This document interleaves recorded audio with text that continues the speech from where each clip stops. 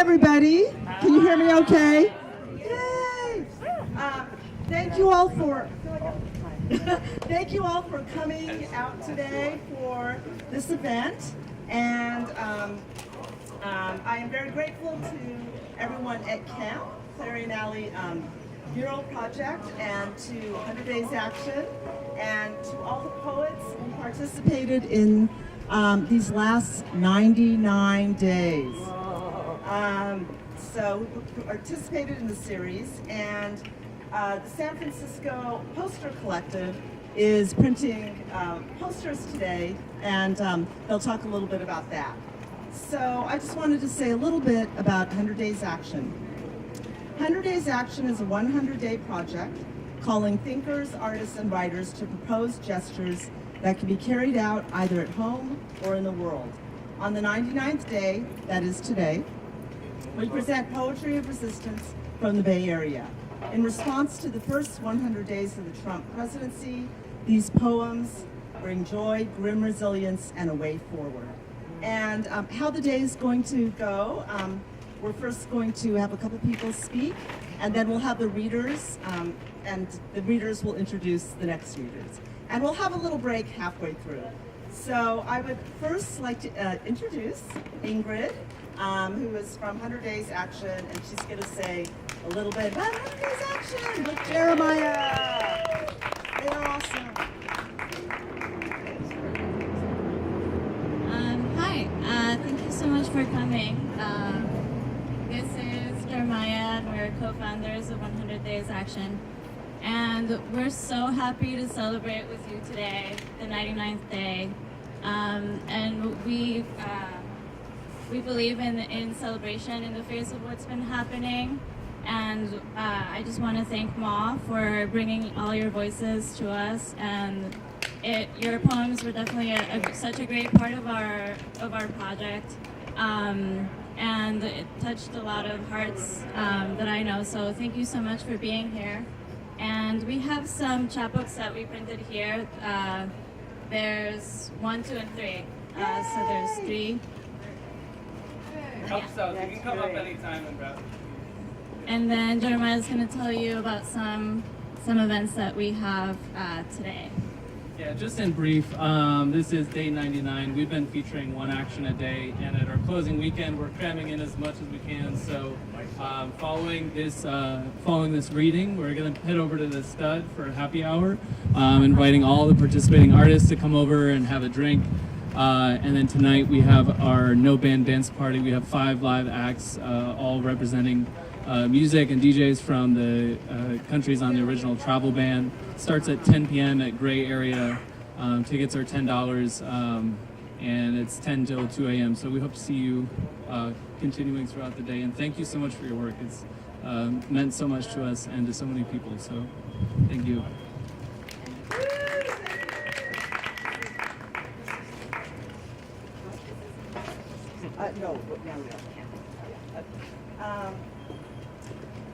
Thank you, Ingrid and Jeremiah.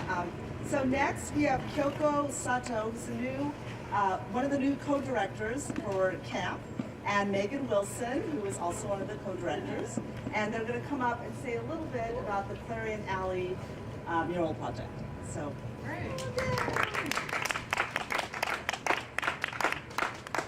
Hi everyone. Welcome to Clarion Alley, home of Clarion Alley Mural Project, as we call it, CAMP. Hi. Thank you so much for being here, and a big thanks to 100 Days Action Project and also Mo Shing-Win for organizing today's event, Call and Response, readings by the 100 Days Action poets. Before we start the main event, we wanted to say a few words about CAMP, the project here. CAMP's main mission is to produce and support socially engaged and aesthetically diverse public art. And throughout its 25-year history, CAMP has been supporting using public art as a force for those who are marginalized, but also as a space where we can value and we highlight such values as respect, collaboration, solidarity, integrity, compassion, those things, instead of principles of market, private property, this capitalistic society. Here's Megan Wilson. Hello, everyone. Yay! Thank you for coming out to camp today. This is the perfect place to be celebrating the 99th day of action. Thank you. We have a lot of events coming up this summer, and as you can see, new art is constantly being made. So please come often and come check out our website, CleinAlleyMuralProject.org. Enjoy the day. Thank you.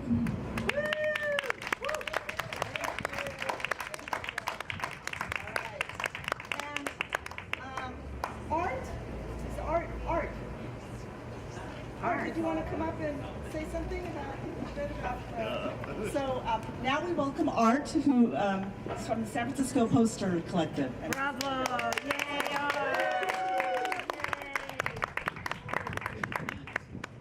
Art, who is 5 times taller than We're supposed to be printing right now, but unfortunately the wind is making it impossible to print. So, San Francisco Poster Syndicate is a collective of about 80 people who came out of mostly the San Francisco Art Institute. We unionized at the Art Institute 3 years ago. Hell yeah! Adjunct faculty have been unionizing across the country, and it took us 3 years to get a contract. We just got a contract this week. Bravo! So that's pretty exciting. So the faculty and mostly the students started making all kinds of, maybe I can stand, making all kinds of posters, attacking the school. That was a lot of fun. And we spread out to things like Fight for 15, and we did a lot of work about Prop Q and R, which were the anti-homeless initiatives on the ballot here in San Francisco, which Prop Q passed. We did a mural over here about Prop Q, and now, after the election, we've started a Trump mural.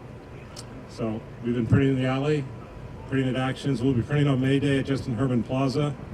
Come by and get a poster if it's not too windy or hot. That's the enemy of screen printing.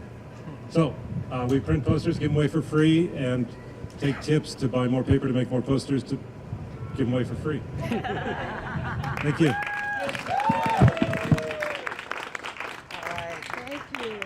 Art. Okay. So I'm going to introduce our first poet today, and I'm delighted to introduce Bonnie Wiley Kwong. Her first poetry collection is Rabble, a finalist for the Many Voices Project by New Rivers Press and the White Pine Press Poetry Prize. Her work in poetry, fiction, and theater has garnered a number of pushcart nominations and a residency at Stanford University. Let's welcome Bonnie.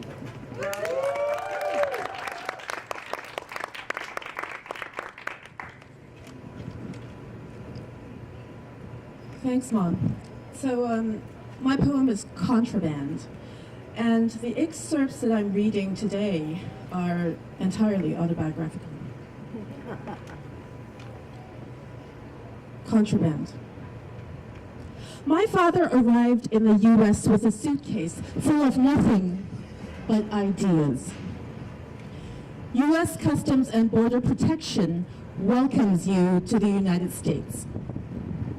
I have nothing to declare. My parents settled in snow. Snow past spring. I was their firstborn, though there was one before me, conceived too early in another country, uprooted from my mother's womb. Declare all articles you've acquired abroad and are bringing into the United States. I have nothing to declare.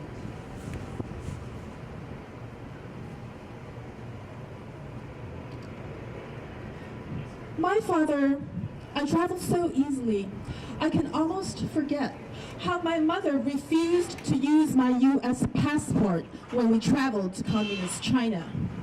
If war broke between the countries of my two selves, I could claim, I don't know, Je ne sais pas. I have nothing to declare.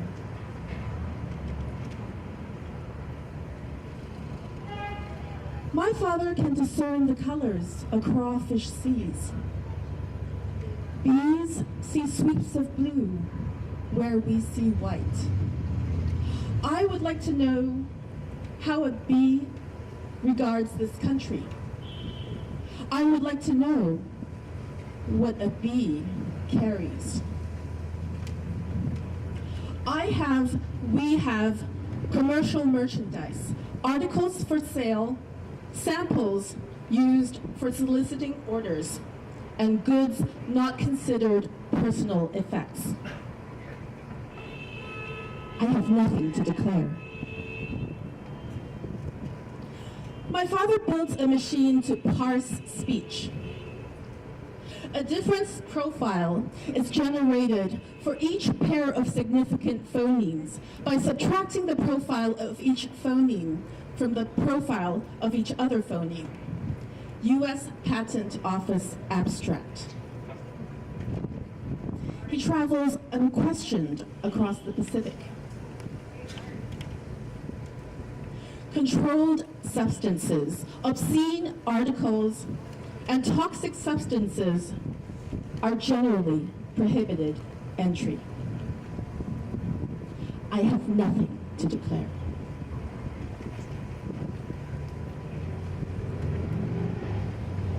My father quotes Zhuangzi, Zhuangzi, who quotes Gong Sun Nong. 以己與己之非己，不若以非己與己之非己也；以馬與馬之非馬，不若以非馬與馬之非馬也。天地一子也，萬物一馬也。A man approaches a border checkpoint with a horse. The guard tells him horses are not allowed. This is a white horse, not a horse, he replies. Confounded, the guard lets him through.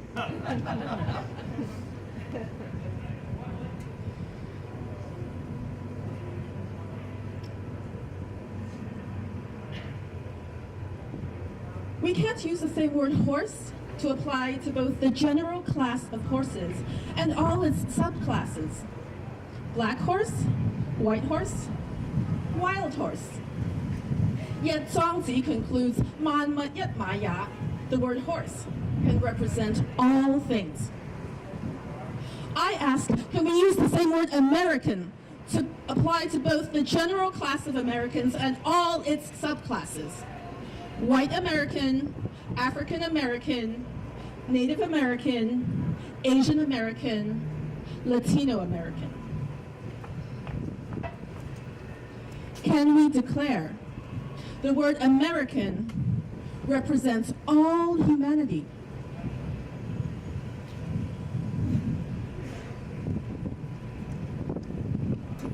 Let us keep a moment of silence for the Americans. Oscar Grant, Trayvon Martin, Renisha McBride, Jacob Valdivieso, Alex Nieto, Vincent Chin, Eric Gardner, Freddie Gray,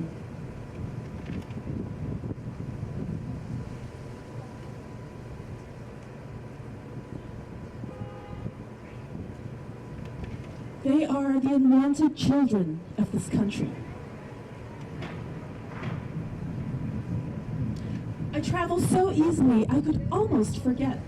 Americans with skin of a darker hue might sell cigarettes, deliver lunch to their children, take the subway, and never come home.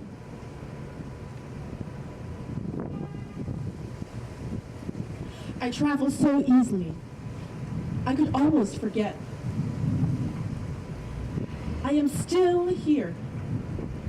I am still here in this country, loving you, and you, and you, and you, and you.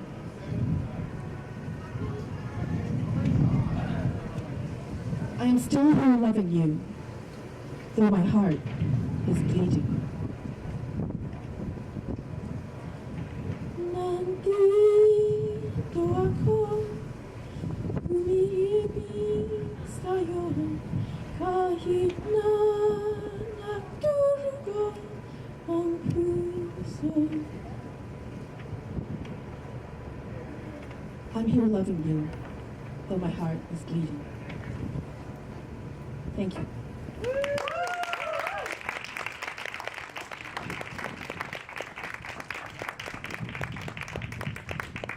So our next poet is Amos White, an American haiku poet and author, producer, and activist, recognized for his vivid literary imagery. He produces Beyond Words, Jazz and Poetry Show, and the Oakland Haiku and Jazz Festival. Let's welcome Amos.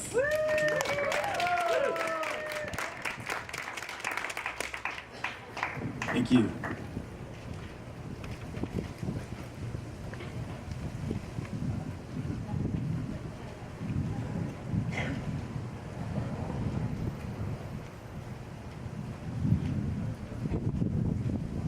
Series of haiku.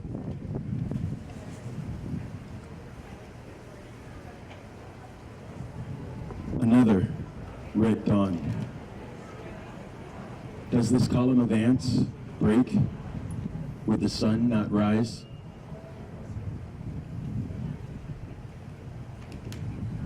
Oh, my dear Hyjin, do we curse the darkness with the passing dusk?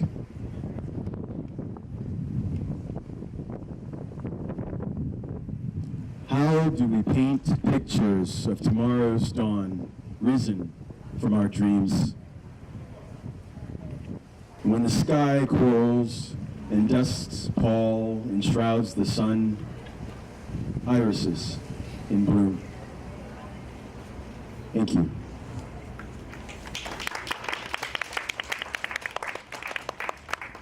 I have the honor of introducing Cyrus Armajani. Cyrus teaches reading and creative writing to youth who are incarcerated. Benefits of a Doubt, his book, just came out last year with Nomadic Press, and it was his first book collection. Cyrus is an Iranian American and lives in Oakland, California with his wife and 2 sons, Cyrus Armajani.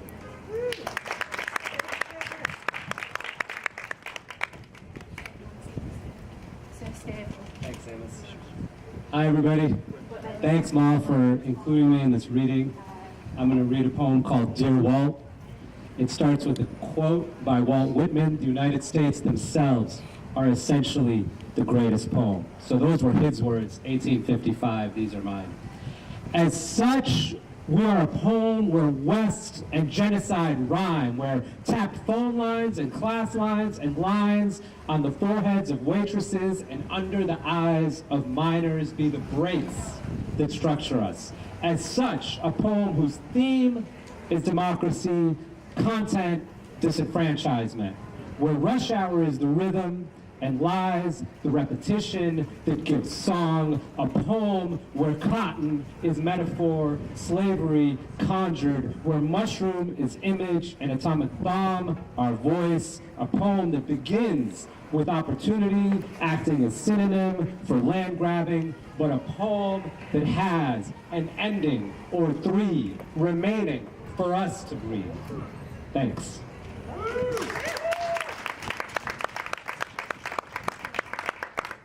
All right, I'd like to introduce Heather Bourbeau. She wrote the poetry collection Daily Palm Castings. She's been nominated for a Pushcart Prize, wrote for The Economist, and has worked for the UN Peacekeeping Mission in Liberia and UNICEF Somalia. Welcome, Heather, please. Merci. Thank you. After the burn, we were not uninformed. They sent missives through short form for short attentions. And still, we did not listen. They wore their goading and goals proudly to construct diversions and walls, to resurrect hate, to tear us down bit by bit and by whole. But these we called buffoonery and bluster. They said they could shoot a supporter and still rise. They sneered and leered until women began to curl in pain. They reveled in violence and chaos and fear. And still, we assumed a unity that never was. There are those who hope they will prove incompetent, that we will wake from this punchline nightmare, that our basest instincts will be smothered, our consciousness cleared. But we are here, and we are all to blame. They set our houses and sanctuaries on fire, and still we could not believe. We smelled the smoke, but refused to see the flames. Thank you.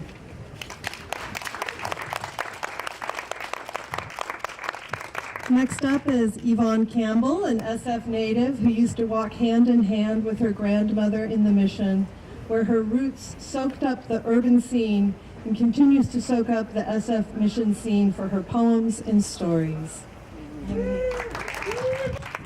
Thank you, everyone. Anti-infesto. No one came, no one answered. We didn't give a damn. We hollered all the way down the street, hollering like banshees. Eyes covered, arms high. It was serious. It was deadly serious. It was slightly off key, but no one gave a damn. We had broken it, but there was no one left to see. We saw the brilliance of the sky before it was gone, but we didn't know it wouldn't come back. We kissed the jays, we saluted the stars, we ran from the dogs, we blessed the ground, and we didn't get up. No one came, no one answered. We didn't give a damn. The night was over, the dawn didn't come. It was the same as it was before. We didn't dare move, we didn't dare pee. We sat up all day and dreamed. It was over before it began. We didn't give a damn about that either. Thank you. I am delighted to introduce Fred Dodsworth. Fred spent most of the last 30 years in newsrooms picking fights.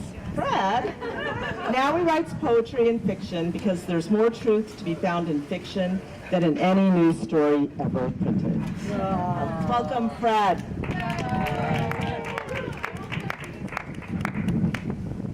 This is called No Safe Spaces. I'm going to change it a little out of the wind. No safe spaces.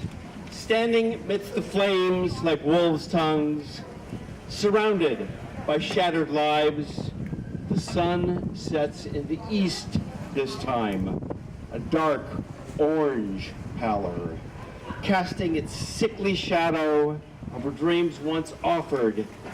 It's a republic, if you can keep it, said an old white dead guy, while a child, incandescent like the stars, burns through the night. Her eyes the color of embers, an abyss beckoning to a future too like the past. Another season, turning. Guernica, guerre, resistance is inevitable. Art is an act of war. You must apologize for the art you never birthed, for the smiles you made instead. There are no safe spaces. When the playwright writes, whenever I hear the word culture, I release the safety. It matters not which safety. There is no safety in such a storm. The sibilant hissing sounds Hans made are as silent or as loud as the starbursts of guns, the blossom of bombs, the bird victim to its falconer, blinded, its talons torn out, its powerful beak broken. This beast knows no center. Only a night of broken glass beckons. Such things as happen in the darkness. And still the child stands in the flames, her burning eyes on you, on what you knew, what you know, what you failed to do. In these times, the whole world must be rude, even to the very best of man. Artists, poets, musicians, such soldiers in such a war, seize up your arms. Make no safe spaces for those who would enchant or enchain us. Stand with that child, incandescent, like the stars. Make your art hard.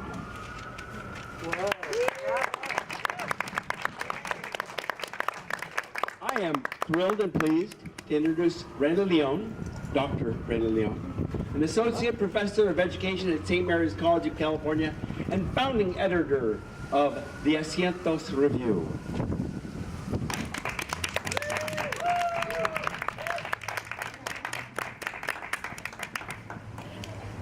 Thank you to our organizers. It is a great privilege to be here with you today. I need your help. I need you to say, when will we be free, after I say Alejandro. So I'm gonna practice now, okay? So Alejandro. When will we be free? Okay, we weren't quite in sync, so let's try that one more time. When will we be free? Alejandro. When will we be free? Oh, very nice, very nice. Okay, the poem is called Bull, Machete, Bullet, Laurel, Time. And I'll signal you when I need you, okay? Alejandro, Alejandro, Alejandro. When will we be free? Ale, ale, to call bull to deathly dance, matador flight of color in the sand, tight golden embroidery for skin, a suit to take a life. Alejandro, you are not the matador, you are their beast. In Central Valley fields, your hands slick with pesticides, cracked by vine, prick, dust, and sun. You harvest another man's bounty. Careful to not touch your eyes. Don't touch your eyes. Fruit flesh can blind a man and has done so to many. Gone the gold of dawn on upturned tender green leaves. Beauty before bowed back and sweat. Lolita Lebron said there is no victory without pain. Alejandro, Alejandro, Alejandro, we are beasts together. I know what it is to be asked, what are you? The prod and pull of hands on skin through hair as if to catalog for auction. Here be a good, insert subjugated identity. Here breed her out for labor. Even my unborn descendants know inquisition. Alejandro, Alejandro, Alejandro, spectrum of brown you picked up and shipped back to unrooted land, that which floats in your genetic memory, not ingrained in thumbprint circles, unspooling in time. How many wait in deportation cells, dancing fluorescent light patterns, shackles in glare because they don't have the papers, flimsy to carry, born here or there. We set down for slaughter, Walmart, corner store, walking a street to buy rolled cigars or Skittles. We, anything too much must be put down. Patricia Spears Jones said, I grew up in the segregated South in the 50s and 60s, and I can't tell you how scared I am right now. Alejandro. When will we be free? Alejandro. When will we be free? Alejandro. When will we be free? My lover is human, but as hand be dove wing. My lover is human to love, I must be human. I love you, human. Alejandro, we can be human. Give our human to one another. We battle, march, cry our tears like warriors. Political statement to be emotion forward in a world that would want us beasts. Numb to bleed out with chalk outlines our only story. Written in dust perked for wind. Warriors are not numb. We feel deeply bare our tears with our knives. Alejandro. When will we be free? Alejandro. When will we be Alejandro! When will we be free? When will we all be free? Oscar Romero said to us, there are many things that can only be seen through eyes that have cried. Dream with me the day when dawn touches those same tender leaves and we do not fear disappearance of body, the disappearance of so many bodies, children whose fathers or mothers do not come home one unexplained day, la migra, la policía, the unordering of blood orders. Jesus, Jesus, Holy Mother, power within, nothing beyond. Dream with me, land, space, cool cloud of breath, still blue morning, place for children to play, skin their knees, cry swift, run to their fathers, their mothers, know the certainty of cozy until elder eye spark dwindles of its own accord. Alejandro? When will we be free? Alejandro? When will we be free? Alejandro? When will we be free? When will we all be free? Juntos, mi gente. Here we are, dissembling sombra. Thank you all very much.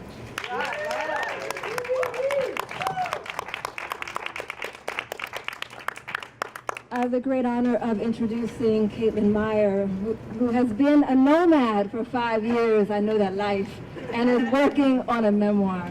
Please welcome Caitlin.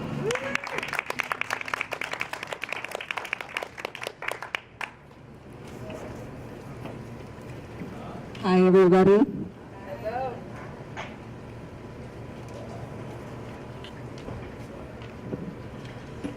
I want to tell you about the nail salon. This is what we did in the old days. Almost all women, and we would compliment each other on the color we chose. We'd talk with the estheticians about our children and their birthday parties. We'd shake our heads at all the time they spent on social media. Do you remember? When gel polish versus French manicure was an important decision. When the nail salon with its dingy lavender walls kept the night outside the doors. When the only male might be a little boy running from chair to chair.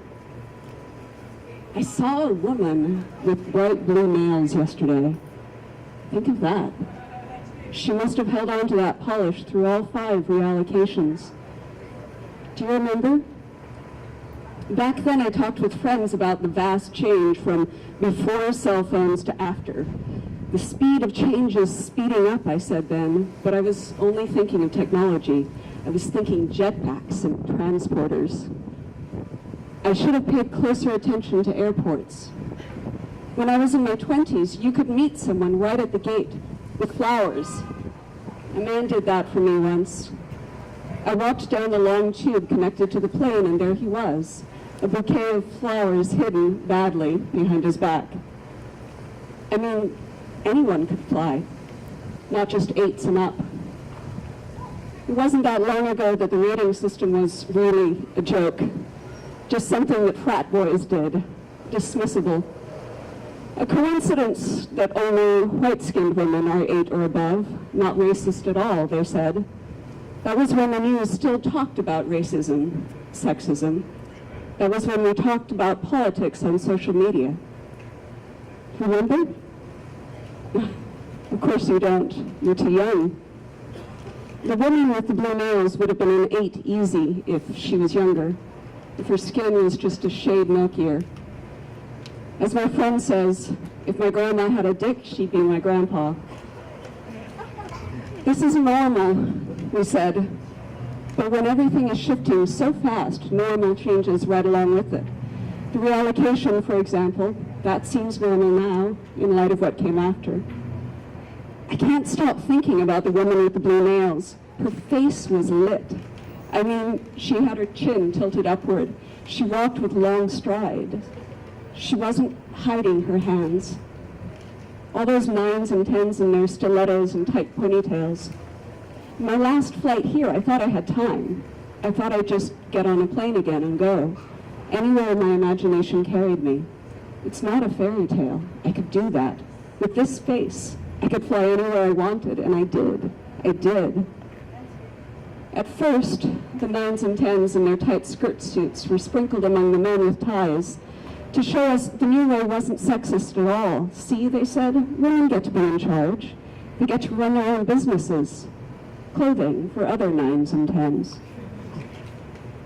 Now, sexist isn't a word you read anymore. You hit 35 and it's an automatic drop of 3 points, no matter where you started. It wasn't always like this, you need to know. Once upon a time, any woman could get on a plane. It can happen again. You're my daughter, it's built into you. I can see it in the way you look up and over the top of our unit. Your horizons are longer even than mine.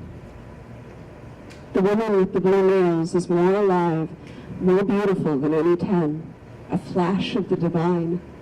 You know and I know what will happen to her, even if nobody will type the words into a phone. We know yesterday was her day. And in that moment, she sent a bright shard of hope into my heart. I'm trying to give you a fragment of that hope. Me and anyone else who saw her yesterday, she painted her nails blue, and maybe, my love, my darling girl, maybe that's the beginning.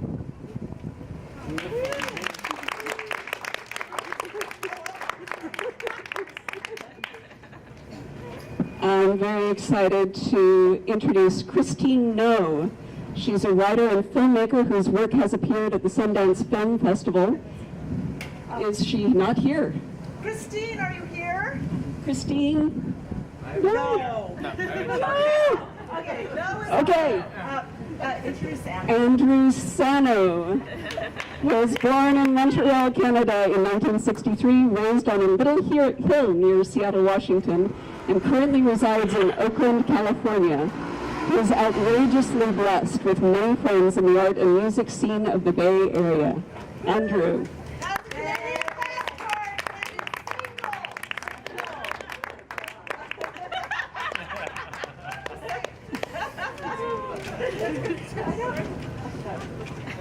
All of a sudden, really a good thing. From, can't read. This is an Oakland poem. It's called Righteous. I met an old Black Panther the other day at a wake for a city's broken heart.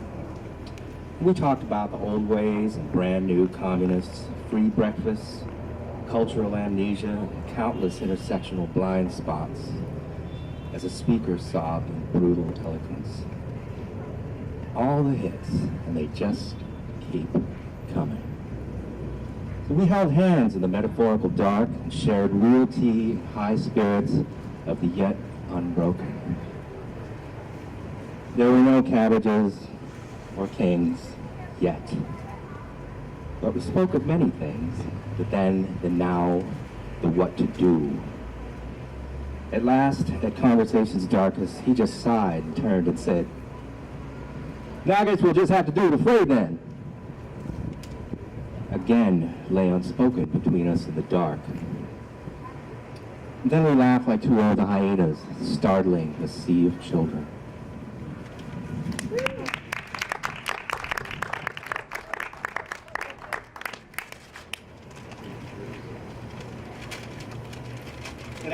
The next poet is Joshua Wilson. He's a San Francisco writer and media reform advocate. Find him online at illuminatedmedia.org. I also have it on good authority that he is a good egg.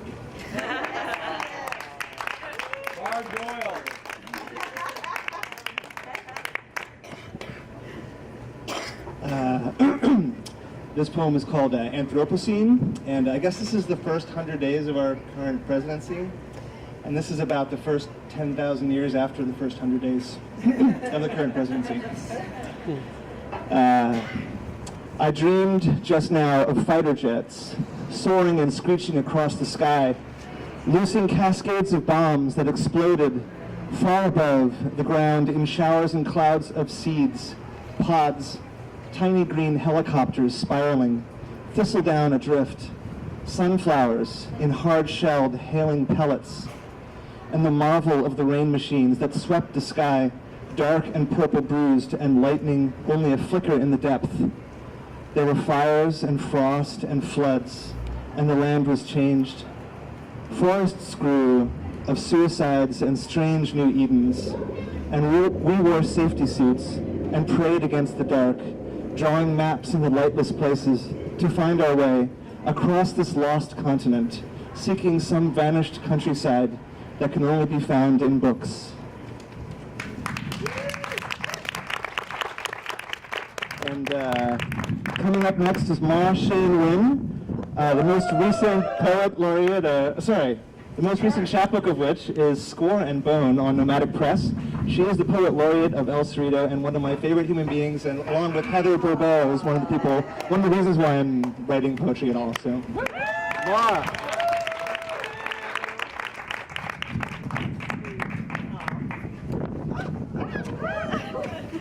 Obviously, I can't do two things at the same time. Okay. Oh. Thank you, Heather. Hi, everybody. This is my poem for 100 days. Blindfolds that shield. Theocrats lost in the wilderness, wandering the forest of delusion, or the reproving slap of father, sir, boss, and the instability of blindfolds that shield. Necklaces of chains and nails for soldiers and boys. 2,000 years of longing, stupefied, tantrum. Thank you. So I do not see MK, and yeah, oh. So anyways, hopefully she'll come, but I'm going to now introduce Jason Wyman. And this is his bio. Jason Wyman is many things. Today, they are lost for words. Welcome, Jason.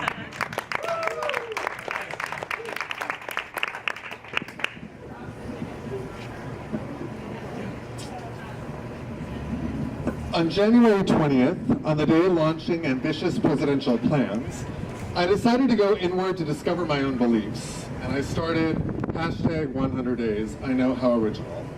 I drew a selfie, named a belief, and read articles covering the first 100 days. I drew my colors for the portraits from photos in those articles. And so I began my #100days, and I present this poem.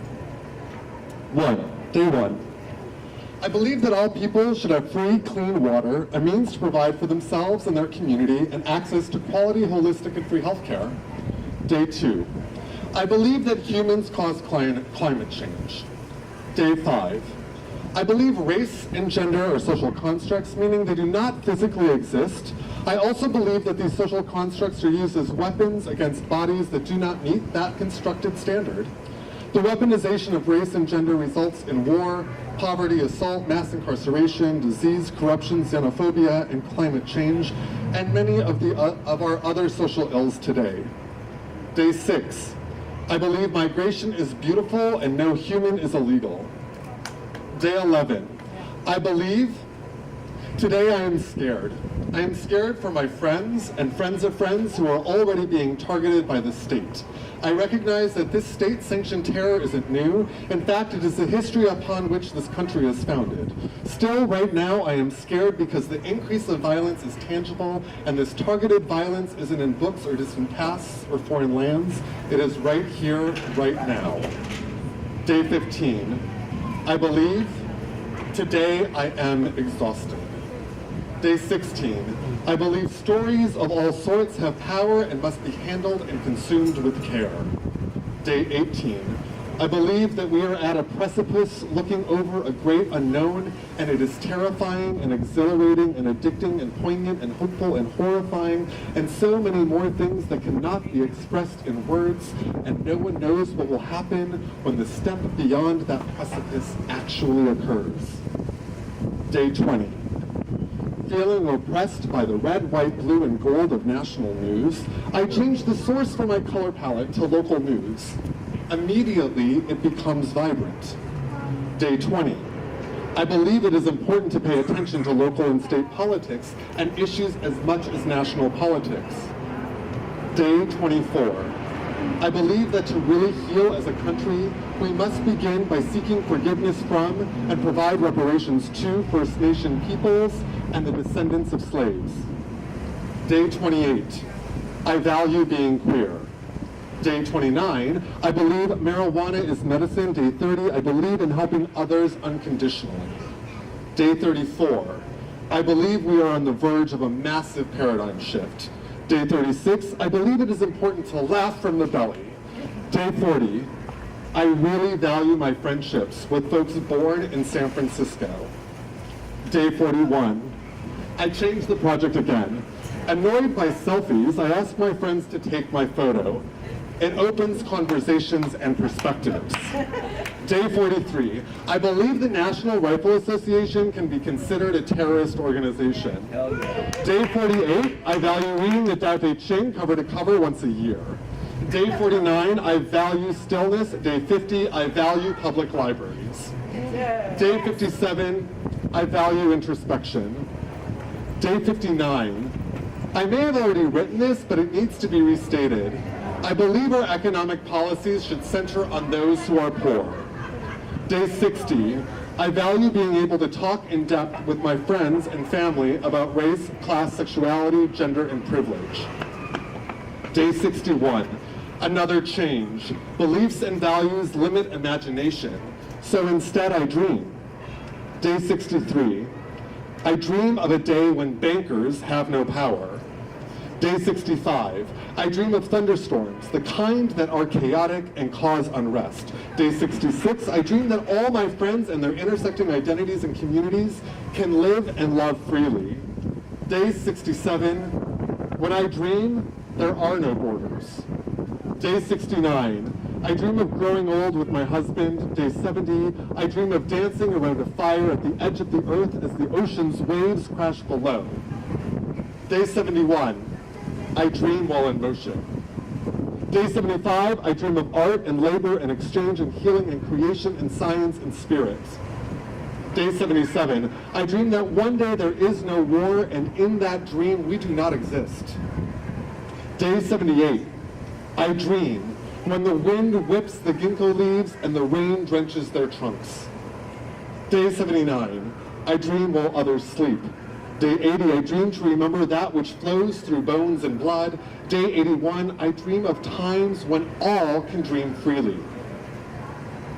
Day 84, I dream of a universe where Tia Carrera played Wonder Woman in a spectacular summer blockbuster, Angela Bassett played Storm in an Afrofuturist series on HBO, and Jennifer Lopez played the title role in a remake of Attack of the 50-Foot Woman, where she smashes the patriarchy wherever she goes. Day 86.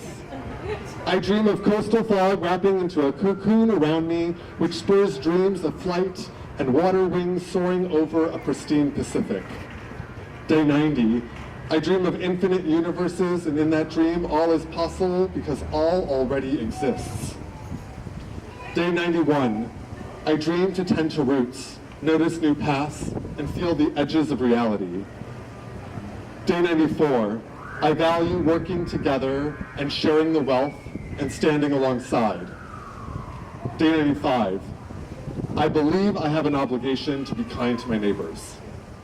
Day 98, I value sitting in the shade with dear friends. Day 99, I value honoring my commitments, especially the ones to myself. Day 100, I dream of poetry written by all people, being performed by all people, at tables gathering all people, and in doing so, revealing the absurdity of economics and the value of us all. And there's the portrait. Bless you. Thank you.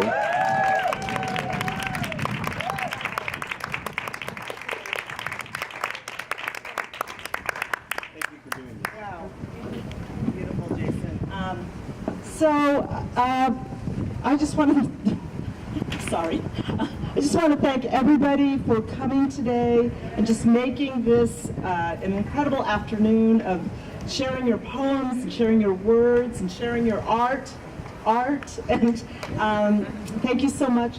All of the poems are here in the 100 Days Actions booklets, and thank you to 100 Days Action for all their great work, and they've been doing this for 99 days.